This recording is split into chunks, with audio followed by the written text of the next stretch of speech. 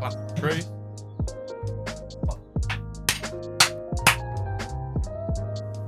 Okay. When you watch that back, that's going to be hilarious. Is it? You moved that and I jumped. Because the table. The table. Oh no. Our table is broken.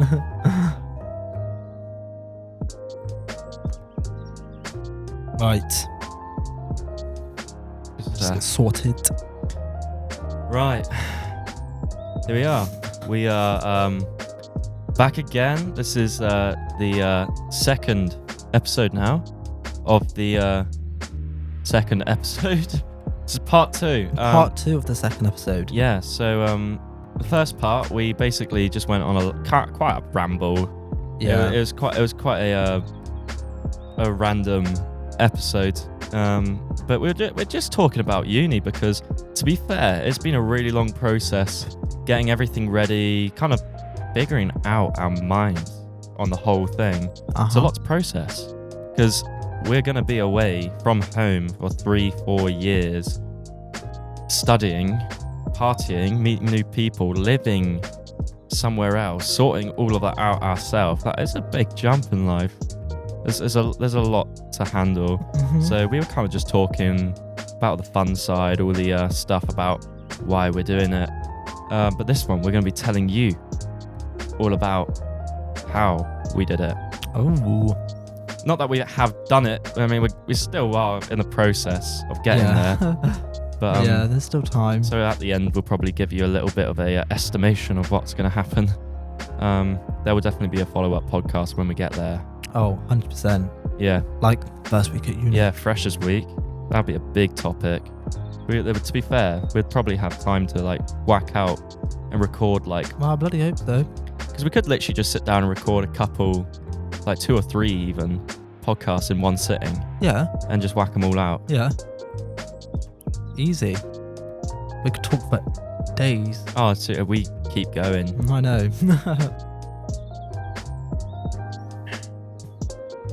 But either way, it's really good coffee. Good.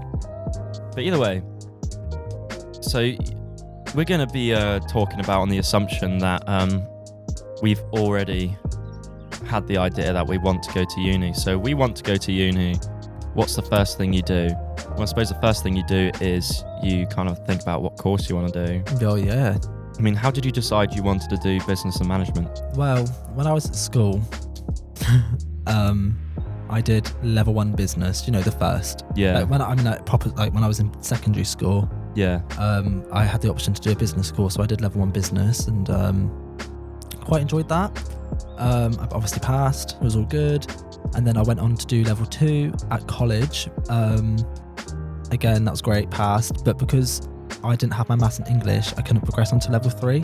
So that's where it kind of stopped. And obviously I did retake my maths and English and I failed. And then I went into full-time work.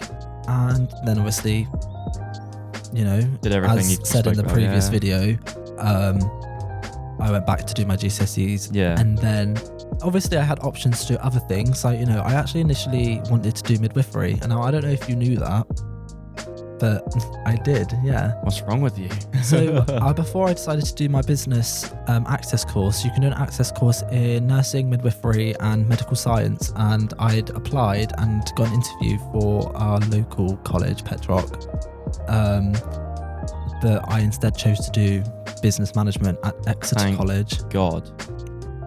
You can do midwifery at Bournemouth. Yeah, I know. Because Bournemouth is It's got a big healthy section to it. They've got their own like mock it's like hospital. Yeah. They've literally got a mock ambulance. Isn't that cool? They've literally got an ambulance which has BU written on the side, which you can like... Yeah, for like training purposes and things like that. But yeah, that's what I was initially going to do, but I changed my mind. Well, actually, it's because I didn't know that I could go to Exeter and do business management. We'll just ignore that one. Yeah. And then I found out that Exeter did the business, and I was like, "Ooh, yeah, I've done this. I enjoy this." And then it got me thinking, and yeah, and then I applied and I did it. Yeah. And commuted. So Just over an that's hour, how, that's just how you over an hour decided. away Yeah. as well. So doing all that dedication Yeah. for a year, Yeah. 3 days a week, plus work and social life. It was hard. Yeah. And assignments. It was very difficult. Yeah. Can't lie. If you haven't watched part 1, watch that because we've already spoken about quite a lot of this. I'm just to recap, I am doing television production, so filming and everything. So I'll be your cameraman for the day. And it's really hard to say why I chose that because I've been into it for such a long time. To be fair, I'll go slightly into the roots. Back in the day when my granddad, my dear beloved past granddad, he was alive, he gave me his really old camcorder, one of those like with a flippy screen, built in like electronic zoom lenses, and I was obsessed with it, like because I was always like, I used to go museums and everything with my granddad and my dad, and used to go all over the place with them, and train stations, the whole lot, and I always was like the one that wanted to take the photos. I don't know, I've always been like curious with technology. I always loved technology.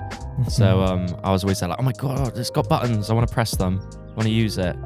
And so I used it. And at the church that I used to be part of, which my parents was part of because they're Christians, they were doing this summer camp for like just younger children over Easter.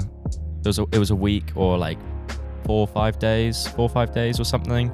And they wanted to promote it a bit more, so they wanted to have some like video and photos. I was like, oh well, I've got my new camera, my granddad's given me, so I'll film something. So then I started filming for them, and ever since I've been like doing filming projects. One of my mates that I met in a school, they had a dad who was a full-time self-employed videographer, so cinematographer, and he had like cameras and stuff from his dad. And I was like, oh, he's got really good cameras. I'm gonna have to like ask my granddad if he wants to buy me a new camera.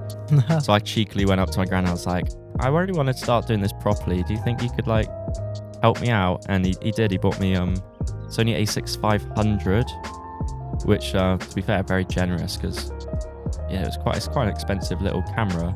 Basic, but also very fully featured.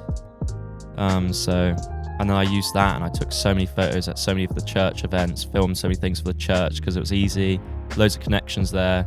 And then I started parting away and doing stuff like some people who had weddings and things, I kind of helped out in there, or other events. I did like a Christmas ball. I remember doing that someone was doing like a Christmas ball where they just started their own band, and they wanted to have some like coverage of that. And it was so cool, like all the lights, and it was like Christmassy and nice music. They were a really good band as well, to be fair. Yeah. But they were all from the church band, so they made their own separate band, and I did stuff for that. But that's all kind of where I went. I couldn't decide between photography and filming, but eventually I was like, photography is such an independent thing in the end. Like, you don't really need a film crew for that. And I wanted to be a bit more collaborative. And I suppose to become more collaborative, you have to like choose the one which is the collaborative subject. So I decided that I want to be filming more filming based, because photography I can do in my spare time, whereas filming would be better to work in because there's a lot more opportunities out there for filming. There's a lot more job roles that need filling. So I thought that's the best bet. So that's why I'm doing filming at university. So yeah, little run down there. Yeah, we just waffle on. I know. But yeah, I did. Oh yeah. Carry on. Well, I was just saying, seeing as we've got the choosing bit covered, I suppose the next one on the kind of track to do, which is choosing your uni and your course. Yeah, well, I mean, so obviously I chose what course I wanted, but when doing the UCAS application and having to do the whole like personal statement and deciding which uni and having to choose 5 is quite difficult. Yeah. Because it's basically just, obviously without visiting them, you have no idea what the area is like, what the uni's like, so it's kind of just... That's very true. Picking just out of like, random places. that you might think you might like. Yeah. Well, I suppose to put a little bit of advice on that then is, so if you've got like your topic that you're interested in, whether it's business, whether it's filming or photography, or whether it's music, like go have a look at some key areas that you might be interested in. Say for music, I've heard Bristol's good for music. Bournemouth apparently's got quite a good music section. Just because I've seen quite a few people who do music there. Yeah. Like that guy who does like DJing and stuff. Yeah. On TikTok. Have a little look at like the places you're interested in, or go on Google and say, so if I'm into photography, go Google like what's the best English unis or, Britain, United Kingdom unis for photography, and have a little look, maybe create a list, and then go onto UCAS or onto the websites for those unis and have a look at their related courses to your topic and read the descriptions. Read their they've always got like a was it like consensus or something, which has like the list of things they do, like they cover in the course, your topics and stuff. Like contents. Yeah, I suppose like they tell you what like projects they set out, what essays, like your actual units. I know your what you course mean. units. They'll tell you what's actually included in the course, each section on each semester. So it will tell you all the information you need to know on their websites. Yeah, just go do a bit of research. Yeah, it can take a while, but make yourself a coffee late at night and watch this podcast in the background while you're having a little browse on the laptop. Yeah. Go have a look. You got to really read into it. Yeah, and definitely go to the open days. Yeah. So once you've chosen the Very unis, important. once you've chosen the courses from those unis, make sure you go to those, because I wouldn't have a clue still which uni's the best. Right, exactly. That's why you've got to go and visit the area. You'll get a feel for the people, the vibe, the uni itself. If you speak to some lecturers, things like that, it really helps, obviously. Yeah. See, I went to both Bournemouth and Cardiff, University of South Wales and Cardiff, and they're both. The actual course itself, I'd say both is just as good. From what I saw, the lecturers were both just as nice. Where I just chose Bournemouth based off the location and the facilities as well. The facilities were incredible. The facilities, University of South Wales, everything was in one building. It was a huge building, but it was all in one building. Whereas Bournemouth, it's set out like a village. You've got loads of different buildings. You're walking around. It's super modern, super pretty. It's a very upmarket feel. Cardiff felt very much like Petrock, the college I went from. Well, we're talking about the Talbot campus, by the way. Yeah, because there is two. You've got Talbot and Lansdowne. Yeah, we went to the Talbot, but the campus just felt so open and fresh. Fresh is the word. Fresh. We went on a good day as well, so that definitely helped. It was sunny, wasn't it? It was beautiful. Like, I've got pictures of us sat in, like, on there's that a little bench. bit chilly, but the scenery is beautiful. Yeah, the scenery was really nice. We also come from North Devon, and we're surrounded by beaches, so the fact it's still got a beach is... Yeah, seaside. It's like a seaside town, isn't it? It's like my zen to go for a walk with some, like, smooth jazz or some lo-fi beats playing in my headset while I'm walking along a beach. Yeah, we had a good little stroll, didn't we, the next day? And we went for a night out. That is actually big tip. I'm going to say it now for those who give a shit about like your nightlife, which I do. Yeah, you do more than I do, but because I like my drinking, and not in a bad way. I'll just say that I'm not in a bad way. I'm a safe-ish drinker. I like a good night out, but borderline alcoholic over here. Yeah. But no, do you fancy a whiskey? No, Tobias, it's 6 o'clock in the morning. That's because we do night shift, sorry. But no, nightlife. We went on I didn't go on a night out in Cardiff. I did go for a meal because I went with my ex. Sad times. But go for a night out. We went for a night out in Bournemouth, and bloody hell, it was great. It was good. It was good vibes. It was good vibes. It was unique vibes, because I've been out in Exeter, Plymouth, Bristol.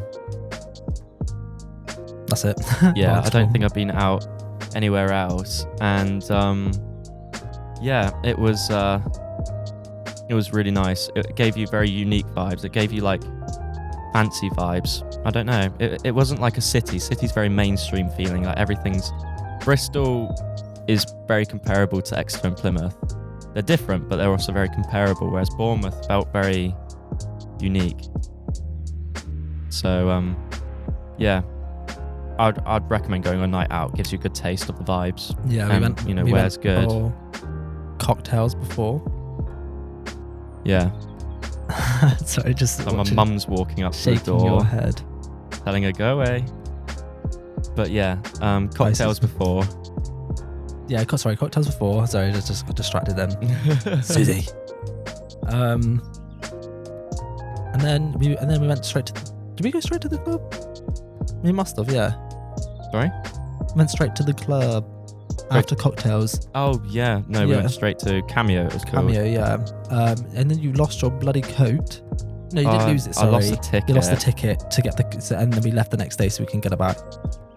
And we couldn't. So that was sad times. Sad times, but the club was very good. Was that the fluffy one? Yeah. Yeah, and then I bought you a new one for your birthday. Yeah, which turns out to be a better one anyway. Yeah. Wow. What can I say? What can I say? But yeah. Yeah. So test the nightlife. Go to the open days after you've chosen which places, and that honestly is going to be your decider. I don't think there's any other way that you can really truly decide what uni is the best, because if you read things on paper, it's like they big themselves up. Every uni will big themselves up, and you can't really fully tell until you test that. So yeah. And then after that, I suppose you apply, don't you? Pay the money, apply for whichever 5 unis. I can't remember how much it was. I think it was about £30. That was for you, but I applied for 5, didn't I? Yeah, I applied for 5. Oh yeah, you did. Yeah. Yeah, it's about £30. You sure? It wasn't much more than that. Maybe I think it might have been like 29 to be fair, 29.30. Yeah. Yeah, it's a bit, but not like break the bank. Hopefully, I don't know your financial status, so who knows? But no. So yeah, pay the money, get your personal statement sorted. That was a bit of a ball ache. Oh, personal statement. Yeah, just look up some template online. Trust me, look up some template online and kind of follow it. I mean, I winged it, but yeah, I had help with mine, but. I mean, I was forced to write one when I was in college, and that was like over a year ago. Yeah. And I managed. It was still on my Google Drive, so I literally looked at it and I was like, and I remember I did it first time because I literally couldn't give a shit. Yeah. And my tutor was like, "Oh, it's actually really good," and I was like, "Oh, ideal," because I've always been a bit of like a English language person, so I just kind of like. Looked at it, read it through, and I was like, just kind of copied it, but changed some of the wording because, to make it actually a bit more serious. Because at the time, I didn't really plan on going to uni at all. I didn't want to. So, personal statement, look up a template. Just make sure you include why you're going. Really bring across like why you're interested, and also include some details about your outside life, because the uni wants to see that you're, at least I believe, they want to see that you're into like sports, things like that. They want you to be included in a lot more than just add what you do, hobbies. Don't say that you really like to go out and drinking. Obviously. Just say, put something like your sports or your hobbies. Things that they can, because there's always they've got your clubs or they've got a different word for it. Yeah, and you can't be specific on a course, because obviously you're applying for several different unis with the same personal statement. So if you include a university's name in the personal statement, you've got to be very generalised about it. Yeah, be generalised, but also use things like, this is why I'm choosing your course. Yeah. Because you want to make it seem like you're targeting that one uni, but at the same time, you're going to be sending it off to 5. So make sure it's kind of going, in like a directive, but not so directive way. Yeah. But yeah, once you've applied, and then it's kind of a bit of a waiting game. You have to wait for, I'm replies, whether you get offered It a does place or take not. quite a while. And it depends whether you've already got the grades or you haven't. So for Tobias, he was offered an unconditional offer because he had already got his qualifications to get into uni, whereas I was waiting for my results. So I was offered a conditional offer, which I now have the results back. It's all good. I'm now just waiting for UCAS to change to an unconditional offer, so I'm able to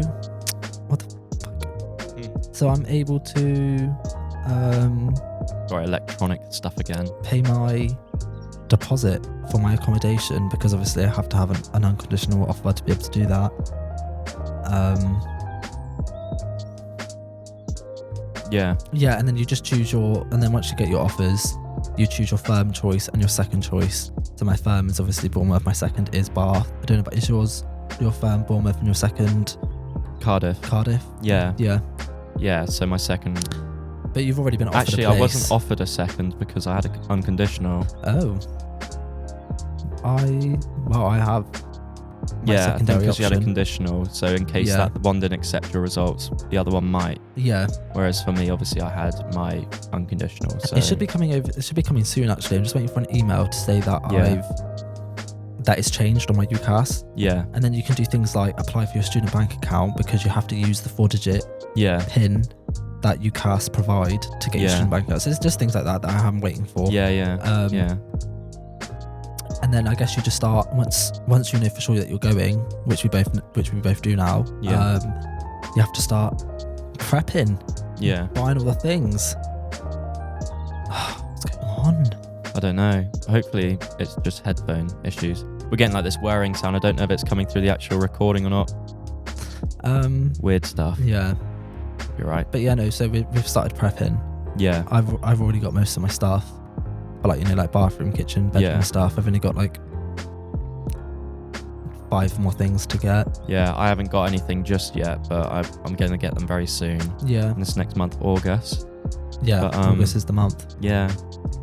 But yeah, so personal statement, you've applied. It took me quite a while to get mine back.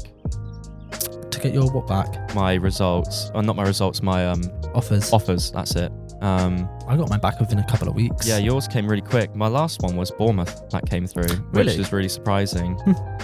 So it took quite a while for them to get back. We did apply at different times though. I applied last year. I applied in November. Quite like a week before the deadline for applications, I'm pretty sure. Or a couple of weeks. I applied quite late. You did, yeah. So it was kind of like just after Christmas, I think. I applied very early. So I applied quite late. But it took quite a while to get them back. But when I did, it was like so good. But yeah. I don't know what it is. I don't know. Who knows? We're going with it though. Because we're too far in. Too far in to restart. I know. Yeah. That's a problem with a hut. And the garden is like, there could be anything. Check my notes. I feel like we've gone through that very fast. I don't know. We haven't got to accommodation yet. Oh yeah, we've done personal statements, open days, choosing firm choice, accommodation. Yeah. So I suppose once you've got your offers, it comes to all of your sorting out everything and getting everything ready, buying all your stuff. But you also need to choose your thing. So once you've chosen your uni, so we chose Bournemouth, you've got to have a look at their accommodation. So we got an email in from them saying like, here's all the accommodations, and you could apply through their website, or you could choose like a private accommodation, because you get obviously the uni run ones, which I'd recommend for your first year, at least when you're applying, because it's so much easier applying for a uni run one. When we went for our open day, we actually had a tour around one of the accommodations. It wasn't the one that we went with, but that's also a good idea if you get the chance to have a look at the accommodation. And also, again, because of our different offers, you being unconditional, mine being conditional, when booking our accommodation, it was different. You were able to book a lot sooner than I was, and you didn't have an allocated time slot, whereas for me, because I hadn't had my results yet, I had an allocated day and time to book, and it was basically a free for all. So like there was, I don't know, you almost couldn't get into the accommodation we wanted. The same date and time, and then you would log on as fast as you can, book as fast as you can, or what happened to me would happen. So like I wanted a specific building. Yeah. And it went so fast because it's obviously a very popular one. Yeah. And I wasn't able to get it at first. I tried so hard. But you got a drop out in the end, didn't you? And then, it was risky, but so I had to book a accommodation. So I booked one in a different building, and then what I had to do was I had to cancel that booking and then just hope that someone had dropped out of the one that I wanted, and then I could take their place. Yeah. Which luckily they did. And like it's not like it's it's not like it's rare to happen. Honestly, a lot of people book accommodation and then decide last minute either they haven't got the grades, or they don't want to go, or they can't afford it, blah blah blah. So there was definitely going to be rooms available, but you just have to keep checking. Yeah. Which I did, and I managed to get a room in the building that I wanted, which is Dorchester. Yeah. And I suppose seeing if it was yours or not. But I suppose when it comes to choosing your accommodation, so obviously you get your list of different places, so really research into it. So it depends on what you want. What I did is I created a spreadsheet in Microsoft Excel, and I basically had kind of like the top 6 or 7 accommodations, like the majority, the main ones, and I'd put them in a list. And what I did is I basically put in on the top, it was the price, so price weekly, price yearly, and then the quality of the room, so I'd rate out of 5. So just look at pictures and reviews or whatever, look online and see what it looks like. So like modernness, tidiness, like how good everything is. So I'd rate location as well. Yeah. So I'd have those, and then I'd also have the floor space, because they usually tell you how much floor space they have in square meters. Size of the bedding, because obviously sometimes you gotta get single or a double or a small double in our case. And and then basically I put in all those, and like you can on Excel you can like change the order of them based off like factors. So I changed it to be like price, so it'll be like small, like lowest price to highest price. And I looked at them, see which ones had double beds, because double bed for a 6'2" guy is imperative. I can't tell you, I'm not whacking my elbows every night. So I looked at the ones with double beds, and we went for Dorchester House in Bournemouth, which has double beds, ensuite, so they have their own bathroom. It was a little bit on the pricey side from like other accommodations, but at the same time it wasn't like the most expensive, and it worked out really well. And also the fact it comes with a free gym, which is not massive, but it has a free gym, which is always a bonus. It has 3 outdoor study pods, which are kind of like this hut, to be honest. So you can book those out for free and use them to like study or do like teamwork, or in our case podcast is the idea. And that's how we chose ours. So create a spreadsheet, put all the details in, find the one with all the best factors, all the best information, whichever one looks the best, basically. Price, whatever. Obviously don't break your budget. And that's another thing, student finance. Student finance, that was the next one on the list actually. Student finance. Are we done with accommodation? We're going to take a break. Interval.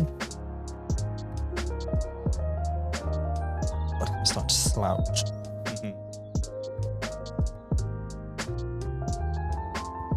Right, to continue with this podcast, bit of a longer one, sorry, but or not sorry.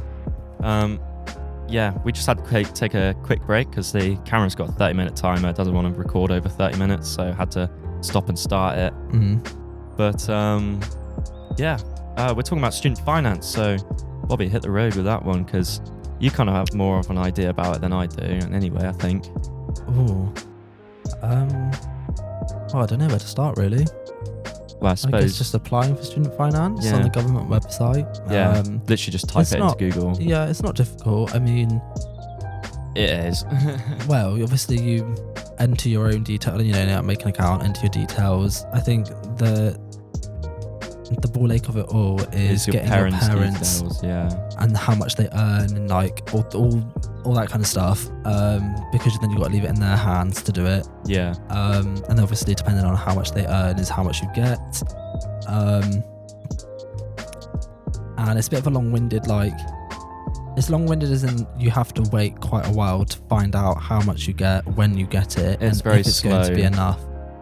Because obviously, again, two different situations. I'm receiving more than you are, but that's just solely based off our parents' income. Yeah. So, I mean, that is a whole debate because I'm not getting any financial help from my parents when it comes to uni.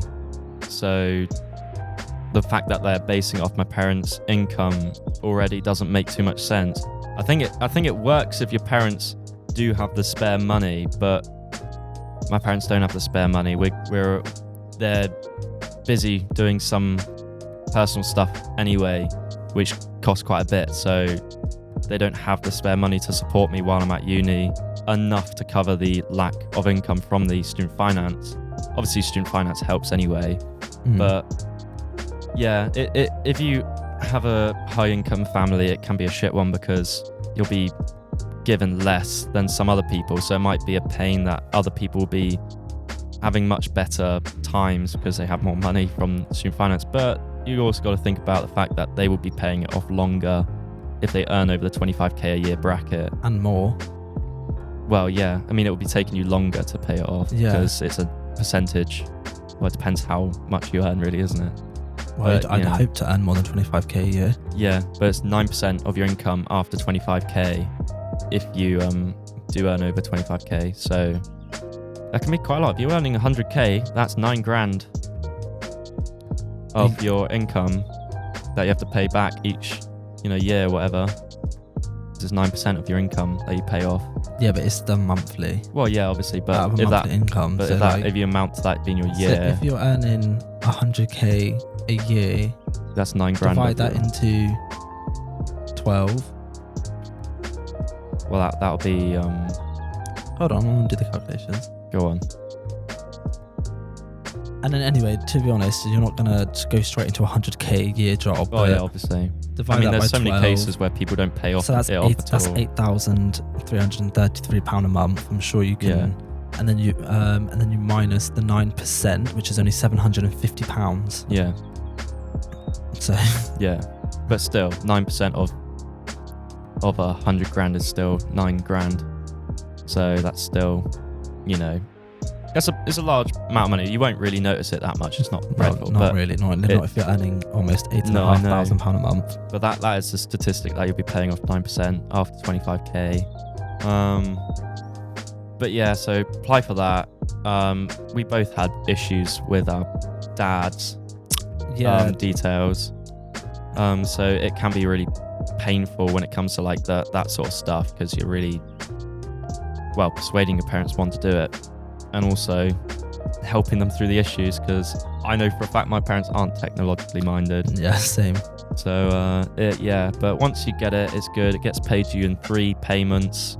Usually your accommodation will be taken out in 3 payments as well each semester.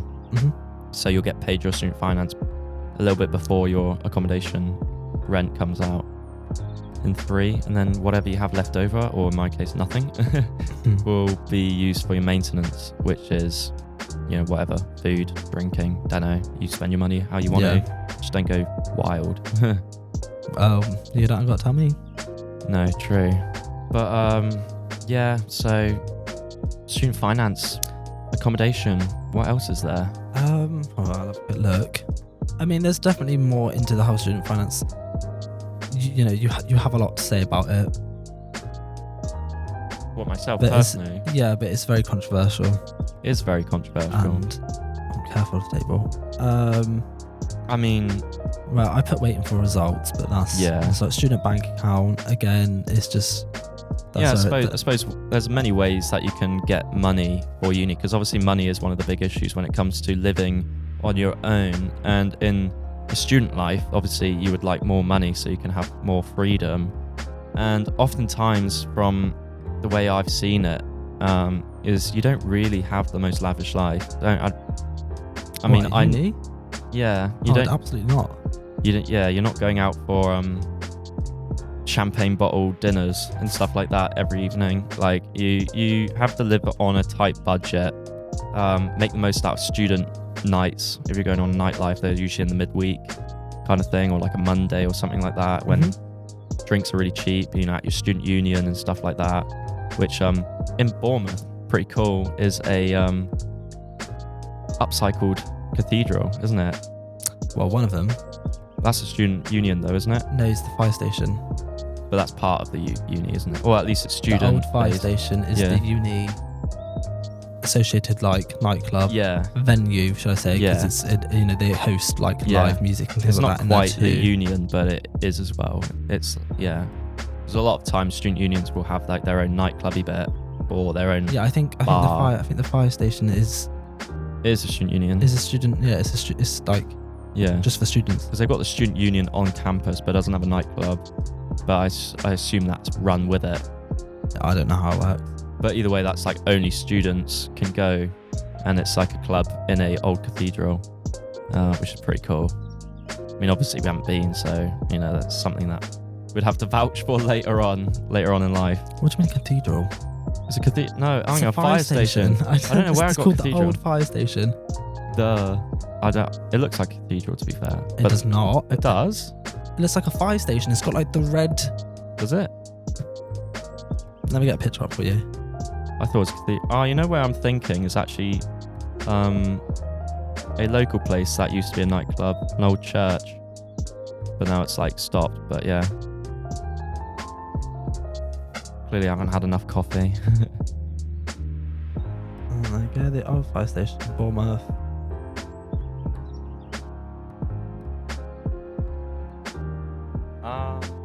That's a fire station. Okay, it is a fire station and does look like one. But yeah. Well, yeah. But either way, that's pretty cool. Old fire station, old cathedral, same thing. So same but different. Anywhere can be a church. Yeah, I would like to see you pray. Oh yeah. But yeah, so that sort of stuff. But yeah, be tight on your money. You've got student overdraft accounts that you can apply for if you've got a good credit score, which hopefully I will soon. But that's gives you 0% interest on your overdraft, and it's usually it covers over 3 years, or if your course is longer, 4 years.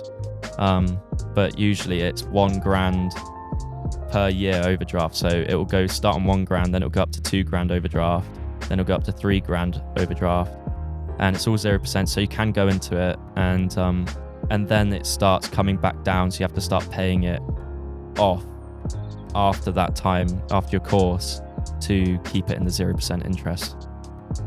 Basically, that just gives you a bit more headroom, but I wouldn't rely on it. It's more like your last minute ditch, I'd say. Just to keep you alive. You need that extra shot when you're in the club. Oh right, yeah, priorities. Yeah, of course. Or maybe that extra pack of pasta. Literally. Yeah. Rice. Definitely get a job though when you're at uni. But keep it low hours. You don't want to let it take up too much time, because education on the side of work is a ball ache. So 10-15 hours a week, probably good if you get a good job. We're hoping we can get transfer with the supermarket we both work at. So if we can get that, then that works perfectly. Yeah. And it's right opposite the road as well. Our accommodation on the other side of the road. So not like you have to walk very far. No. And we get the discounts. Exactly. 10%. Ideal. Every little helps. Oh yeah. To be fair, I don't know if there's anything else to cover really. I suppose buying stuff. Yeah, buying stuff, but again, that's just a part of prepping. Yeah. I mean, bedroom, kitchen, bathroom. Yeah. Just if you have an ensuite, I know we have an ensuite, so we have to buy. Yeah. Well, I suppose you still have to buy towels even if you're sharing. But like, I've gone all out and I've bought like matching soap dispenser and toilet brush holder, and I've gone for towels, bath mat. Just random little bits. The kitchen stuff is probably the most expensive because you've got to buy all your pots and pans, mugs, glasses, cutlery, dinnerware, so plates, bowls, things like that. And then all the little things that you don't think about as well. So like potato peelers, potato masher, tin openers, all your utensils, bacon dishes, Tupperware as well for leftovers, because obviously as a student you're going to be living on leftovers. Frozen there's meals. loads of things. I mean, we wrote a list and sectioned it into each room, and then listed everything that we wanted, and I've been ticking mine off. But yeah, I mean, that's pretty much it. I mean, just try and like leech off as much as you can from home. Like, save yourself buying anything. You know, if you've got like TVs, speakers, those are like my essentials. But like, I was gonna say they're not exactly essentials, but like any pots and pans that are lying about, like your friends might have or your family have, make the most of them. Like, at the end of the day, you might want that nice dark grey or charcoal matching set for like cutlery and plates and pots and pans and everything like that. But who gives a crap if you like got some old really manky china set that your granddad's given you? Like, take it. You don't need to look fancy. If you want to pretty up your room, by all means, but things like eating, you're eating off something, like you could get away with a old tuna tin and eat your food out of there. Like, keep it basic. That's not an essential. No. As in, like, you don't have to buy brand new matching stuff. Charity shops. A lot of people, you know, it just depends. I reckon you can get a lot from charity shops. If you've got the money to, charity shops are great for stuff like that. I mean, obviously, I decided to go out and buy this stuff, but I didn't have to, and I wouldn't have bothered if I couldn't. You know, I wouldn't have been that bothered. No, it depends on your priorities. Just make sure you got the bare minimum, which is like a couple plates, cutlery set, couple pots, pans, and stuff to cook with. That's pretty much it, to be fair. And just like fresh linen for your bed. That's what I've got left to buy, to be honest. I need to get a new duvet, pillows, set of knives. I've got quite a few things to get still, but bulk buy it. You still got time, You still got ages. Well, I suppose that's kind of like the it of this podcast. I think so. I don't reckon there's anything else. I mean, not until we're there. I mean, if you're watching this and you have questions, drop a comment. You know, we'd love to see some comments. It's a small new podcast, but we'd like to see it grow. If you're interested in Bournemouth or uni life in general, there's going to be so many podcasts coming out. We're passionate about this. We're going to get some, hopefully we'll be able to even do like guest speaker stuff. Have like a whole group one. I want to do, like, you know, we did the coffee video. I want to do one like that, but in Bournemouth. So like a day in Bournemouth. Well, hopefully my channel will be sprouting some new stuff. So I would love to do that kind of stuff. So much room for stuff at the moment. Work gets in the way of a lot, and also just like chilling out and making the most with our friends back here. But when we're there, there's nothing really holding us back. I know. 6 weeks, 6 days. I know. So make sure you subscribe, like this podcast. Give it a good thumbs up. We don't want to see a half-assed one. We want to see a good thumbs up. A good thumbs up. Good thumbs up. Drink your coffee. Live the life.